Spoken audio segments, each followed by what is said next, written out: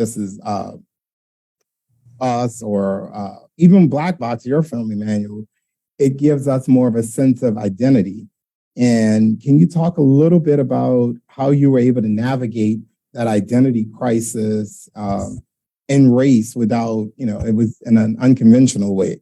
I don't want to give away the movie for those who haven't seen Black Box yet, but you should see it. But he dealt with issues of race and identity, I felt, in a very unexpected way. So could you talk a little bit about that? Yeah, I mean, yeah. Thank you for saying that. It's funny because well, I can't just take all the credit on this because my producer Jay Ellis, he plays Lawrence in Insecure. He was the one who came to Blumhouse with the story and was instrumental in hiring me as the writer director. But early on, he wanted to tell a story that didn't have trauma or racism at its core.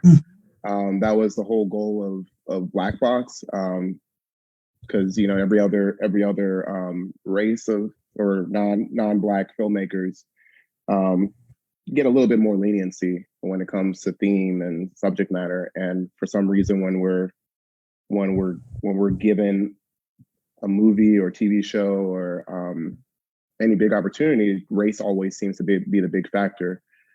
So I fell in line with that. I love that idea. And it just so happened that my take on Black Box didn't really deal with racism. It just dealt with family drama at its core. So I don't know if people here have seen it, but the film is about a man played by Mamadou Ache, who he's a Mauritanian by descent. And his character is a guy named Nolan, who's a single father that loses his wife in a car accident. And that car accident leaves Nolan with amnesia. And so we meet him like 6 months or so later. And he has to take care of his 10-year-old daughter, Ava. And he can't remember who he was before the car accident, but he also can't remember how to do his job. And so a lot of his struggle to be accepted as a professional and as a father is at stake because he doesn't remember who he is. And so he meets Felicia Rashad's character, who's this preeminent doctor, and she has this therapy called Black Box therapy, which is a combination of virtual reality and brain waves, and it uses that to help stimulate his memory, and horror and stuff just happens as a result.